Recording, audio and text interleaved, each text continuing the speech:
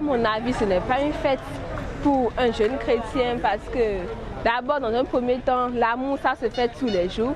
Et on n'a pas besoin d'un jour pour démontrer son amour. Moi, je dirais qu'il n'y a pas de jour fixe pour exprimer ce que l'on ressent à son partenaire.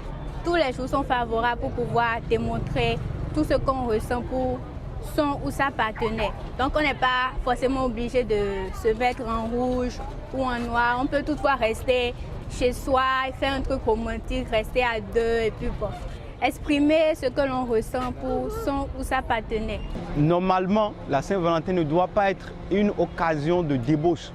Parce que pour certains, c'est que beaucoup de filles ou bien beaucoup de garçons passent à l'acte sexuel durant la Saint-Valentin. D'autres prennent la Saint-Valentin comme un mobile pour pouvoir coucher avec son partenaire. Or, nous, ici, la Bible nous dit que d'être pur jusqu'au mariage. Donc, pour éviter les dérives, je crois que c'est à nous de voir comment nous allons fêter la Saint-Valentin avec notre partenaire. On n'a pas besoin d'aller au sexe, mais on peut fêter la Saint-Valentin d'une manière juste de se témoigner l'amour. Non, d'abord il faut dire que la Saint-Valentin ce n'est pas biblique. Ce n'est pas biblique et tout ce qui n'est pas biblique n'est pas conseillé à un enfant de Dieu de le pratiquer. La Bible nous parle de l'amour. Et l'amour, il faut le vivre. Il faut aimer tous les jours. Il faut aimer tous les jours. Tu n'as pas besoin d'un jour fixe avant d'aimer. Et mieux encore, au cours de cette fête, beaucoup de jeunes s'adonnent à la sexualité. Et Dieu le Père nous recommande de ne pas aller au sexe avant le mariage. Donc, en voulant chaque fois fêter ces fêtes, c'est un moyen pour beaucoup de jeunes d'aller au sexe, ce que notre Dieu ne nous recommande pas.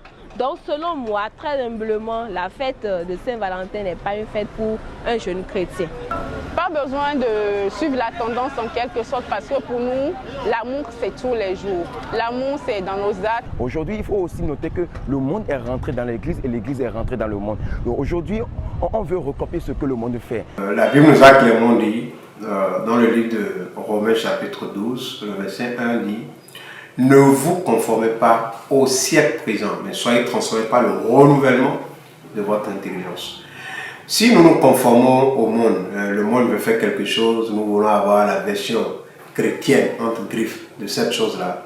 C'est que nous sommes en train de créer le monde. C'est comme si le monde est notre modèle. Le monde n'est pas notre modèle, c'est Christ qui est notre modèle.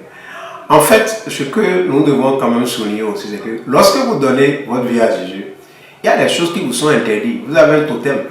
C'est-à-dire le totem, c'est que ce que le monde fait là, vous ne faites pas.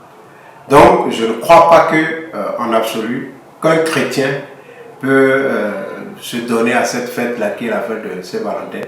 Quelle serait même l'issue? L'issue de ça, qu'est-ce que vous voulez fêter? Vous voulez fêter quoi? Vous voulez fêter, je ne sais pas. Je ne sais pas. On fait quoi en fait? L'amour. La Bible nous a dit que celui qui est l'amour, il ne sait pas qu'il donne l'amour. Celui qui est l'amour, c'est Christ. Est-ce que vous voulez attendre le 14 février comme les païens pour fêter Christ? Pour fêter Christ, c'est tous les jours. C'est une communion permanente avec le Seigneur. C'est votre vie de consécration. Il a dit de livrer notre cœur, notre corps, comme un sacrifice de bonne odeur à Dieu. Donc nous devons, en tant qu'enfants de Dieu, nous priver de ces choses-là qui se passent dans le monde. L'impudicité, la fornication et tout. Combien de jeunes, au cours de cette fête-là, ne vont pas tomber enceintes? Combien de jeunes, quelque temps après, ne vont pas se suicider?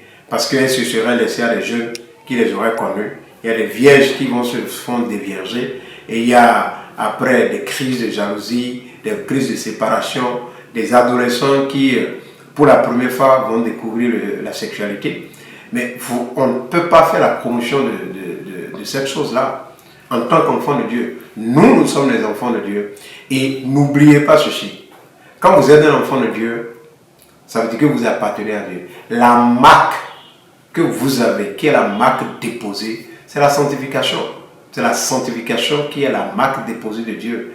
Et nous, il a dit, comme je suis saint, vous serez aussi saints. Nous devons forcément nous séparer du monde.